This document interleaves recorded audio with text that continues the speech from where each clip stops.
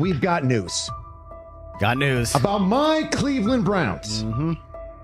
We've got an oblique problem. Obliques are big deals, especially when it's your quarterback. Now, he might be fourth on the depth chart, but he was number one in the preseason game last week, and he did a great job. 138 yards, 2 touchdowns. Shedeur Sanders has an oblique injury. That is not good. I do not like this. I hate this because I want to see more reps for Shedeur Sanders. Shedeur Sanders, a projected breakout this season, has been sidelined unexpectedly. The Browns coaching staff confirmed an oblique injury significant enough to keep him out of all activity. No reps, no drills, no warm-ups. Concerns are rising about how this may affect his momentum and force adjustments to the team's plan. The focus now is his recovery timeline, the impact on his development, and the next steps for the quarterback depth chart. Browns rookie quarterback Shedeur Sanders injured his oblique during practice today, putting his status in doubt for Saturday's preseason game against the Eagles. He's the latest quarterback on Cleveland's roster who has dealt with a health issue, joining fellow rookie Dillon Gabriel and Kenny Pickett. Sanders, who is trying to fight his way up the Browns depth chart, started the preseason opener last week and threw to practice. So how concerning is this for Shedeur as he is trying to, again, make his way up the depth chart, be QB2, potentially QB1 in the future? Dillon Gabriel taking Shedeur Sanders' QB1 spot after Sanders suffers an oblique injury is more than a roster change. It signals the staff is choosing urgency over efficiency. You do not replace a quarterback operating near a 70% completion rate with one coming off a 32% outing unless the decision is driven by desperation or poor evaluation. That is not strategy, it is avoidable loss of production. The impact on accuracy, timing, and drive sustainability is clear, and the difference is apparent to anyone watching. Well, here's what we know. I mean, after practice, Kevin Stefanski, the head coach of the Cleveland Browns, was not available to the media, but I did talk to him on the field as the players were coming off, and he told me that Shedeur Sanders complained of oblique soreness during the warm-ups this morning. Shedeur Sanders' absence isn't just a gap in the lineup, it's a setback for the entire offense. He thrives under pressure and makes throws others won't attempt. When he's healthy, every pass has intent, every drive has rhythm, and opposing defenses know they're in for a long day. Replace him with Dillon Gabriel and the defense senses an opening. Corners press tighter, safeties cheat down, and linebackers blitz more aggressively because they don't expect the same timing, velocity, or accuracy. Yes. I mean, yeah, I'm a fan. I'm not even going to try to hide it. Rich, you guys are fans. Like, you guys talk about the Cleveland Browns quite a bit. Yeah, it's almost annoying to me. It aggravates people. Like, people don't like the fact that Rich talks a lot about They must love I'm here. But it's like, you have a friend, and that friend's child is following in the family's footsteps.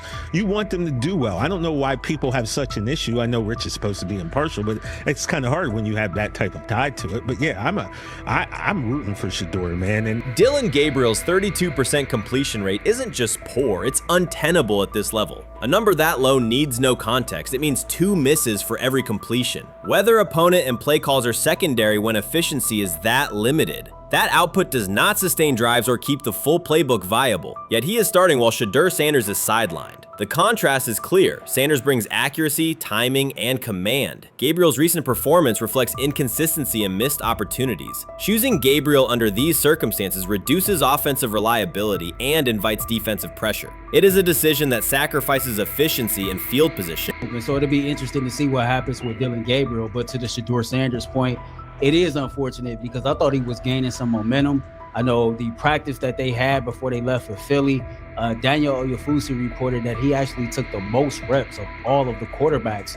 And that was the first time that had happened. It was the first time that he had went ahead of Dillon Gabriel, practicing with the twos, etc. So, like, coming off that stout performance against the Carolina Panthers, he was gaining momentum. If this were a clean evaluation, there would be no debate. Shedeur Sanders is the clear choice. He's accurate, composed, and consistent with a track record of high-level production. Dillon Gabriel remains a question mark, and not the kind that stresses defense. He's the kind that makes coaches consider leaning on the run to limit risk and protect field position. The reality is that injuries create openings for players who haven't earned them. Gabriel has stepped into QB1 while Sanders is out, but that reflects circumstance, not superiority. We don't know the severity of this oblique injury and whether it will even keep him out of Saturday's game against the Eagles.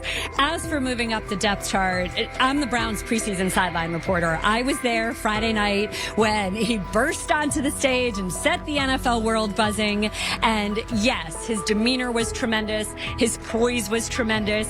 He did the things that were asked of him. But at the end of the day, he wasn't actually asked to do all that much. The real concern is how this could attach to Shedeur Sanders' reputation. The NFL is unforgiving about availability. An oblique injury for a quarterback isn't minor. It affects mechanics, torque, and timing. Even with a strong return, the injury-prone label can linger. For the Cleveland Browns, or any team seeking stability under center, that perception is toxic. Teams don't want a player they fear won't make it through October. That's the risk. Talent doesn't always overcome league politics. Once questions about durability start, they rarely fade. They surface in contract terms, roster decisions, and sideline evaluations. So Shedeur Sanders is injured again? If you were following along on social media today for the Browns' first joint practice in Philadelphia against the Eagles, wow, you were in for a tumultuous ride. I mean, all the reporters, both Browns and Eagles reporters, were pretty much flabbergasted at the fact that Shedeur Sanders was taking 0 team reps during the day, and even Tyler Huntley was getting team reps instead of Shedeur. And then it came out, obviously, you know, everybody's speculating. There's people calling for Kevin's jobs. And before I go any further, I don't blame anybody, ever. Meanwhile, Dillon Gabriel's numbers should be sidelining him, not elevating him. A 32% completion rate isn't a dip, it's a warning sign that points to issues with field vision, timing, and receiver cohesion. That's the quarterback taking snaps while Shedeur Sanders is out. Put their work side by side and the gap is obvious. Sanders shows consistent placement, timing, and footwork that reflect high-level execution. Gabriel's recent output introduces variability that shrinks the call sheet and stalls drives. You can't claim the priority is winning while starting a quarterback who isn't reliably delivering routine completions. Fans recognize it, receivers lose confidence and tempo when targets are off, the offensive line's urgency fades when protection doesn't translate into productive throws, team belief in the quarterback is fragile, and once it erodes, a season can come apart quickly. We could be looking at, 3/4 of Snoop and maybe 1/4 of Dillon Gabriel. Not really exciting for the fans. Of course, it would be nice to see what Dillon looks like. Did spend third-round capital on him. If you're Dillon Gabriel and you're a rookie, is not you be want to get healed. You want the reps. You want to take these reps.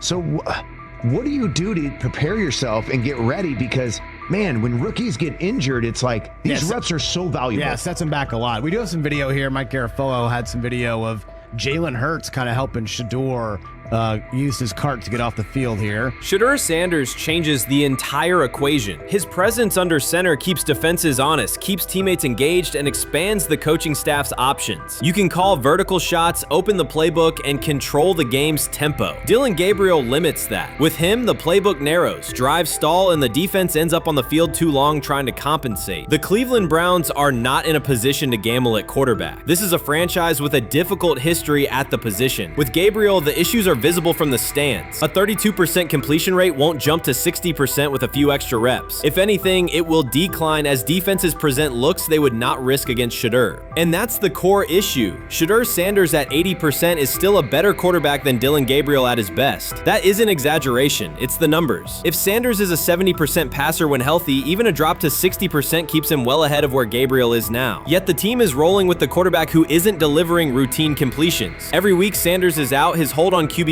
loosens. That's the hard truth. The longer Gabriel stays in the role, the more coaches cite continuity and chemistry to cover what's happening on the field. Every throw and every drive has to be a statement, not just to win, but to erase any notion that Gabriel is a legitimate alternative. In the NFL, QB1 isn't handed back because you used to be the best option. You have to take it.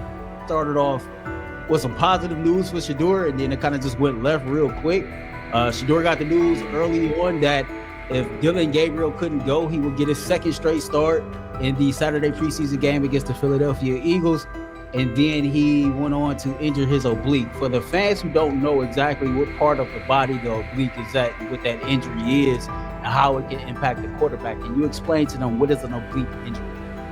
It's like up in this area, right? Well, you can't see me, but like right up in here, when you go to throw, like obviously that's all that. So the truth is straightforward. The Cleveland Browns, or any team in this situation, aren't going anywhere meaningful with Dillon Gabriel under center. You can frame it as progress and point to selective highlights, but reality will level it out, and by then the season is already slipping. Shedeur Sanders is the difference between a team with a path forward and a team playing out the schedule. He reads coverages, delivers on-time throws, and forces defenses to respect every level of the field. Gabriel turns the offense into guesswork. The NFL is built on results, and the results are clear. Gabriel's 32% completion rate functions as a warning sign. It doesn't need context, a clinic, or a film session to explain. It signals inefficiency that stalls drives and compresses the playbook. Yet he has been handed the role Shedeur established through precision, composure, and production. That decision undercuts the stated goal of winning. With Sanders, the offense retains structure, rhythm, and threat. With Gabriel, it narrows and exposes the defense to longer stretches on the field. You can't fire the owner because he can't fire himself. Yeah, someone's head's going to roll, unfortunately, in this situation. And it's probably Stefanski and Barry. I saw on The Athletic. I don't think that's fair, by the way. Stefanski, that part. I agree. I was saying the other day on my podcast that Barry should be fired. And I said I wouldn't fire Stefanski, but a couple of people made the point of saying, well, if you fire the GM, you got to give him a chance to hire his own coach, which is fair. That's true. Mm-hmm. So I would fire Barry. I would hire a new GM. If that GM thinks Kevin Stefanski's a good coach, wants to stick with him. Right. The situation in Cleveland has escalated with the NFL. Sources indicate GM Andrew Barry is prepared to move on from head coach Kevin Stefanski if he refuses to elevate Shedeur Sanders. The Browns are weighing a major quarterback change. Leadership appears to be aligning behind Sanders and pushing for immediate action. This is a high-stakes decision about control and the team's direction. I think it's unfair for me to comment in I guess, maybe on behalf of the industry. All I can say is this, the time that we spent with Shedeur, and what he's done throughout his college career is impressive. He's an impressive young man. He's a really good quarterback. Sometimes, fit comes into play. And I'd also say this, there are 4 more rounds of the draft. And then maybe lastly, it's less about where you get picked and what you do after you get picked. That's really the most important thing. Getting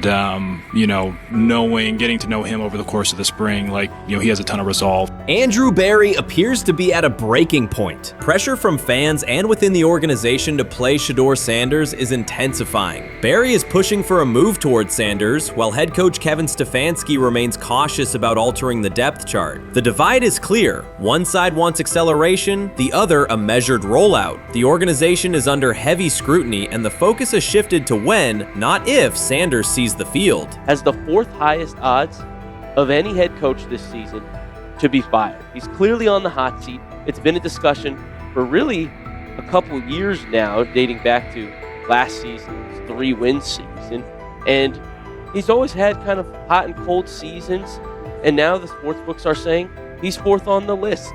Number 1 is Mike McDaniel of the Miami Dolphins, Brian Dable of the Giants at 2, Shane Steichen at 3, and there is Kevin Stefanski plus 650 to be fired. This has moved beyond tension to outright stubbornness. Rather than elevating Shedeur Sanders, the staff has chosen Dillon Gabriel. The current depth chart looks less like a forward plan and more like resistance to change. Fans have been clear about who they expect to see, yet the organization keeps delaying. Every week without a real evaluation of Sanders slows development and blurs accountability. Cleveland is choosing a conservative approach when a decisive decision is needed, sending a message of uncertainty to both the locker room and the city. Now being the 3rd string quarterback for the Cleveland Browns, was that so much was made out of unbelievable. He actually made the team as the 3rd string quarterback. Like that was a big deal. Like that was somewhat of a surprise to a lot of people.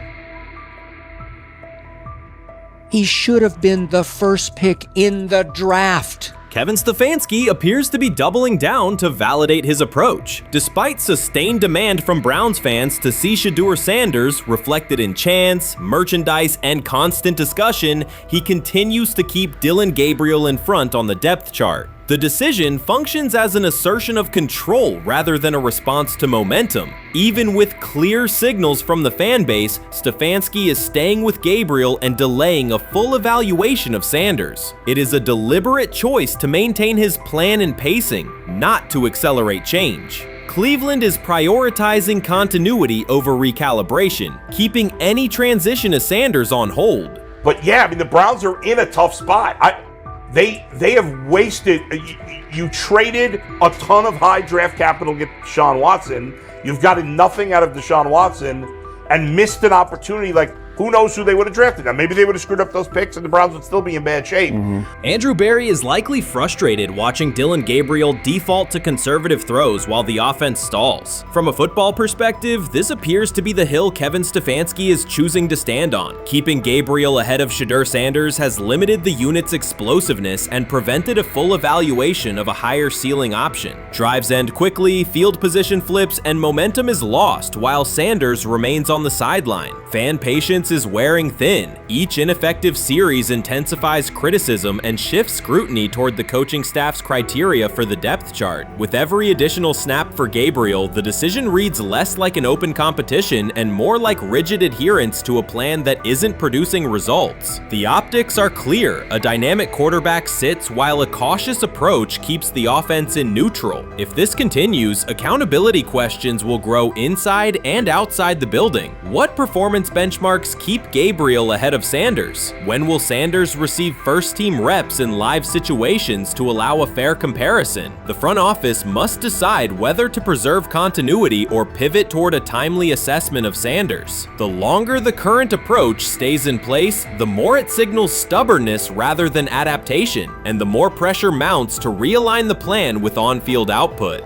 I honestly see it happening if the Browns lose a bunch of games. Like if they get 5 wins or less, I see the report coming out now that Stefanski will be fired. I don't want it to happen. I want the Browns to be good, win a bunch of games. I think that they're going to be a team that is slept on and can at least get 7 wins, which is why if they don't, I see Stefanski getting all the blame for that, and there'll be a new coach in Cleveland.